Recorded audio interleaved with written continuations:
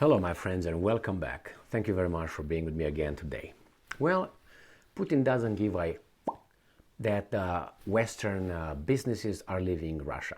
Crazy as he is, he says that, well, bye-bye, take care of yourselves, we will not be dying. And I will expose this fact by using a few articles coming from the Western media and one from Russia, where it shows that with or without the Western investment, which was one of the Western arm of influencing countries in doing whatever they want them to do, is gone from Russia, which means Russia did not collapse with all the sanctions. So if some more foreign businesses leave Russia, Putin says, have a nice trip, we're gonna do it on our own. We're not baboons. So let's see what's going on here. This article comes from Reuters. Putin waves a sarcastic goodbye to foreign business departing Russia. You say, oh my God, that's madness, that's craziness. February 9th, 2023. President Vladimir Putin waved a sarcastic farewell on Thursday to foreign businesses which have left Russia over the conflict in Ukraine, saying their departure would benefit Russian companies. It's true, you know, necessity is the mother of inventions and progress. Speaking to senior officials at a meeting broadcast on state television, Putin said those companies had suffered major losses as a result of exiting a large and lucrative market. He's talking about market Russia.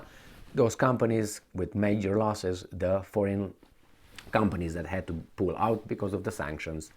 And I'm quoting, today, many of them, parentheses, Western brands, under pressure from their governments are leaving our market. All the best to them, end quote. He said, briefly waving his hand in a farewell gesture. And I'm quoting again, nothing has collapsed in Russia and nothing is falling apart. Our companies and entrepreneurs are picking up these enterprises and even entire sectors and continue this work very successfully, end quote, Putin added. Scores of Western companies, from energy producers to food and clothing chains, have left Russia in the last year amid unprecedented sanctions imposed by Western countries after Russia deployed tens of thousands of troops to Ukraine. I read an article about a month and a half ago or so, stating that there are about 11,000 sanctions on Russia from the Western countries, which is United States and three other, and then European Union, blah, blah, blah, which I think that article, I think it claimed that it's more than all the other sanctions against Cuba, North Korea, Iran, and other countries that these guys are imposing sanctions, so they make them to do what they want them to do economically, combined. So remember that these guys here, they try to make certain things happen in certain kind of countries. First by these threats, then imposing sanctions, blackmails, and this is a way of doing it. We're not going to invest, we're going to pull out our investment. We're going to order our companies by sanctioning you, that you're going to be dying. You're not going to have anything anymore. You can't survive because you're baboons. Well, Russia proved so far, 1 year into the sanctions, it didn't collapse. Not that I'm celebrating, but at least this globalization is not going as planned. Let's put it this way. Why? Because Russia has right now to create certain industry, has to take over with domestic businesses, full industries. That means those guys that are globalized, they think, oh, if we pull out, you're going to be collapsing. It didn't. That's the whole thing. Not the whole thing, but it's part of the plan of this great, fantastic globalization. They can do this, and okay, Russia, you don't produce anymore anything. These guys produce. When we don't like you, we're gonna pull out our enterprises from your country, and you're gonna collapse. Well, that's why I'm saying with Hungary and other countries and India, be self-reliant, be independent economically. Do your things together. Do your things together in your country. Like right now, if let's say China doesn't send antibiotics here in the United States, see how great that would be. And other things. Things industries and sectors of industries were shipped outside, that if those guys get upset somehow through an order, unless you send some military over there to take care of them if you can, you will be in deep doo-doo. So this is what Russia says. Remember, they were kicked out of SWIFT, the Russian banks, most of them I think, they were kicked out of SWIFT, and then they said, oh, you know what, the ruble is going to collapse 24 hours after the invasion, our sanctions. Yeah, it had a little dip and then bounced back. The Russian economy is going to be dead, and then the Russians will overthrow, excuse me, Putin, and that didn't happen. Again, the Russian economy is going to collapse. 1 year, 11,000 sanctions. Didn't happen because it's a big world out there. These guys think that they have this narcissistic trait of thinking that without them, everybody else is going to die. So, you know, like you go to a party and if people don't do what you want, you're going to leave and the party will stall. I guarantee you the party will continue doing its course, with you or without you. But you, as a narcissist, you think, oh, if I'm coming, everybody will celebrate. If I'm leaving, everybody will be dead and everything is gone and it will cry and call me to come back. Without you, we can't pursue. This is what these guys are thinking with their investment. Like they think that, hey, with our investment, our companies, you can't do it. We'll see how the Western countries do it with their investment, shall we? All right, I have a few articles here ready for you. And let's go to first one. This is a Russian media outlet. I have 3 more which are not Russian. 2 are French and 1 is American. So I'm starting with this one from Russia Today, 9th of February 2023. 2023, okay, yeah, all right, 2023.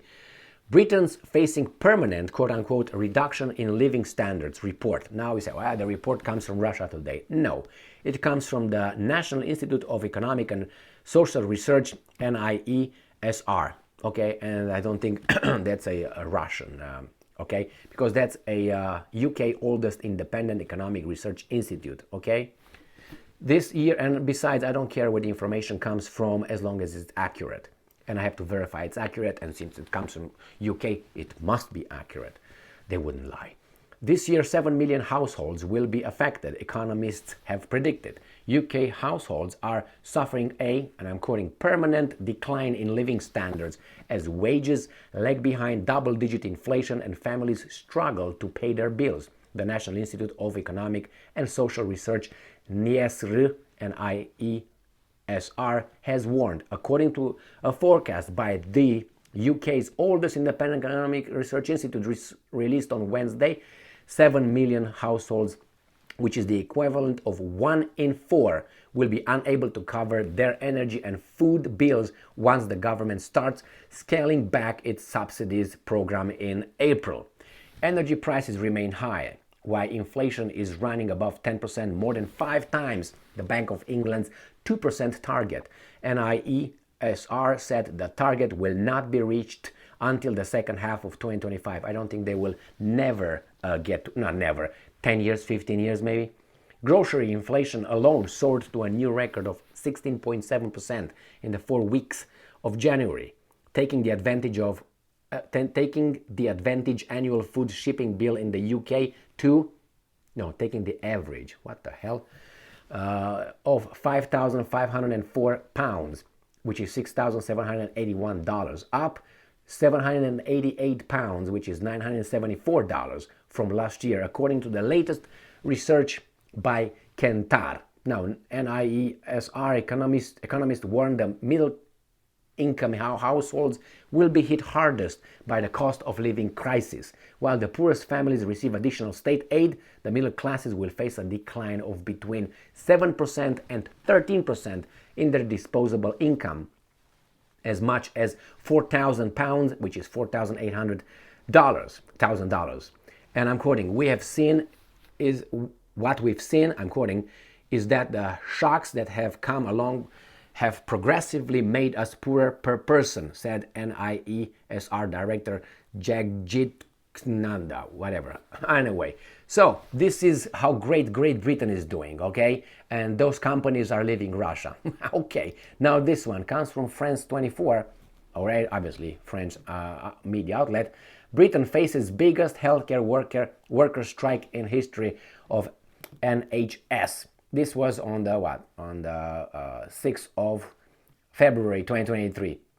And then they have the ambulance drivers strike, they had the nurses strike, they had now the teachers strike, the drivers, the train. Here, this is the one.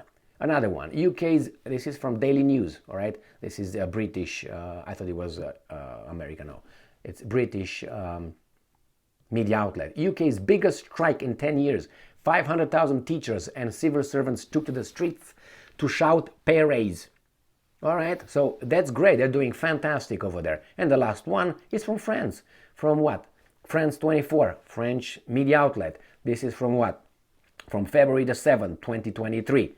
More than 750,000 protests against pension reform across France. So when this bad dude right here, all right, is waving goodbye to the companies, foreign companies that are doing so great for their countries, I don't think he gives a damn. And I'm not celebrating that. I'm just saying countries need to be independent economically. Otherwise, there will be other countries, sometimes with evil intentions, try to influence you by cutting their... What happens right now with cutting, businesses from coming over there or investments. Look what happens with, for instance, right now in, what's that country? In Serbia. Serbia is afraid to say no to European Union, to sign some crazy from their part, so to make some concessions to Kosovo. And the European Union and United States tell them that if you don't do that, we're going to do the same thing with what we did with Russia. Investments, according to Vucic, Alexander Vucic, the president of Serbia. I made videos on those articles. You can find them. When he said, this is the threats that we are supposed to, withstand. And that's what he said, not me. I'm just paraphrasing here. If we don't sign those documents with Kosovo, which will eventually lead to Kosovo being recognized, the United Nations and all that, and then integrated into the European Union and all that, we're going to have a poor life. That's how Vucic says. So what should we do? And then you saw those guys with all those signs in the parliament and yelling and all that. I cover that. You look online or look on my channel and you're going to find it. So yeah, and that's Serbia. And what do I say? What do I say about it? You have to be economically independent if you can't be at least political. But you can be economically independent if you're not politically independent. Look at Romania. Total control. What they do? If these guys want to say, Romania, you do this, and Romania says no, if they say, okay, no more, okay, the foreign companies' business will leave Romania. Do you mean like 90% of them, of Romanian economy? What is Romania producing? Not even weapons. Anyway, I gave you Romania because I'm a little bit more informed about that one. But Russia is too big, has too many resources. I'm not talking about Serbia, okay? I understand that you're isolated where you are. You don't have access to, a landlocked country, small population, a lot of friends around you, which actually don't have any. Why? I tell you, because when Lavrov wanted to land in Serbia, he couldn't, because all the countries around Serbia closed their airspace for the Russian foreign minister to land in Serbia. So they will strangle Serbia like this economically if they don't do what they want. Russia, not so. So yeah, I think all these sanctions failed so far, and I think affected more the sanctioneers than the sanctioned. Thank you very much for being with me again today. Stay strong, stay smart, look for the truth, and be just.